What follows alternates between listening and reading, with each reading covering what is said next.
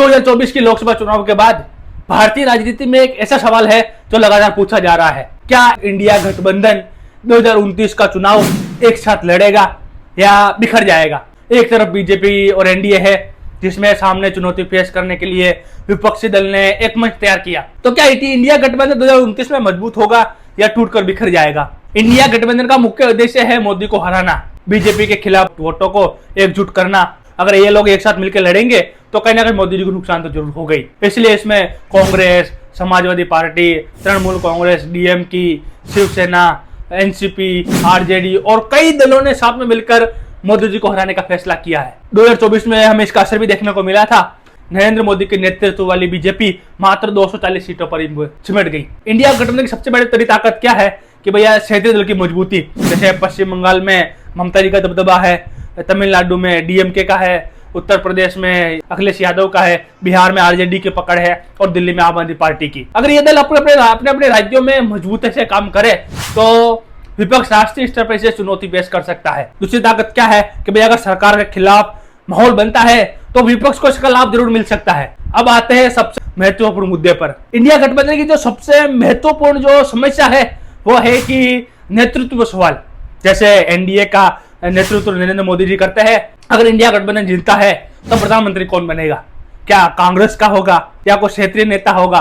इस सवाल पर भी इंडिया गठबंधन कमजोर साबित पड़ जाता है। वही बात है कि अगर नेशनल लेवल पर तो ये लोग एक दूसरे के साथ मिलकर काम करते हैं, लेकिन जब बात स्टेट लेवल की आती है तब ये लोग एक दूसरे के स्पर्धी बन जाते हैं। कई राज्यों में कांग्रेस और क्षेत्रीय दल का सीधा मुकाबला है, नॉर्मल सी बात है। दिल्ली में आम आदमी पार्टी कांग्रेस का सीधा मुकाबला है, पंजाब में भी यही हाल है। तो ये लोग नेशनल लेवल पर तो अपना काम मिल बांट के करते हैं, लेकिन जब बात स्टेट लेवल की आती है तब ये लोग टूट जाते हैं। वही तीसरा जो मुद्दा मुझे लगता है वो ये है कि सीट के बंटवारे पर राजनीति। भारत में चुनावी गठबंधनों पर नौ पर तो सबसे बड़ी परीक्षा है और सीट शेयरिंग पर होती है।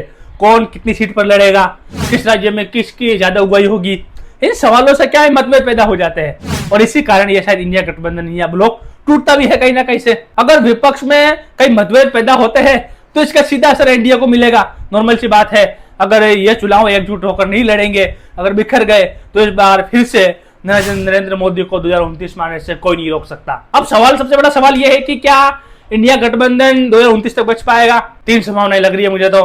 पहली है कि अगर मजबूत बना रहे और अगर सब लोग मिलकर राजनीति का चुनाव करे तो यह काम आसानी से हो सकता है। लेकिन अगर कुछ दल अपना रास्ता अलग चुन ले, लेकिन चुनाव में फिर एक साथ आ जाए तो भी कोई दिक्कत की बात नहीं है। जैसे अगर स्टेट इलेक्शन है तो अपना रास्ता अपना नाप ले, लेकिन जब बात नेशनल लेवल की आए तब लोग इंडिया ब्लॉक के साथ जुड़ जाए तो कहीं ना कहीं ये कोई मामला है जो कि साबित हो सकता है कि भैया अब साथ मिलकर हम काम कर रहे हैं। तीसरी संभावना यह है कि सारा पूरा का पूरा गठबंधन एक तरफ बिखर जाए, इंडिया ब्लॉक रहे ही नहीं और सब लोग अपने अपने जोर लगाकर अपने अपनी तरीके से नरेंद्र मोदी को हराने का काम ये लोग करें तो कुछ कारण हो सकता है। भारतीय राजनीति में इतिहास में ऐसा ही हुआ है कि गठबंधन बनते हैं, टूटते हैं, कोई इधर चला जाता है, कोई इधर चला जाता है। तो अभी तक 29 की जो ले है वो अभी तक तय नहीं होती है। फिलहाल इंडिया गठबंधन के सामने सबसे बड़ी चुनौती है वो बीजेपी नहीं है, बल्कि अपनी जो इंडिया ब्लॉक की पार्टियां हैं उनके साथ एकता बनाए रखना है, नेतृत्व बराबर करना है, सीट बंटवारे पर काम करना है, क्षेत्रीय जो पार्टी है उनके हितों पर काम करना है। अगर ये सब काम कर लिया, लेकिन अंदरूनी महत्व को भुलाना बहुत बड़ी जरूरत का काम है। तो अब आपसे सवाल है, क्या इंडिया गठबंधन 2029 तक एकजुट रहेगा या चुनाव से पहले ही बिखर जाएगा। आप अपनी राय कमेंट बॉक्स में जरूर बताइए। तो वीडियो पसंद आई हो तो लाइक, कमेंट, शेयर और सब्सक्राइब करना बिल्कुल ना भूलें।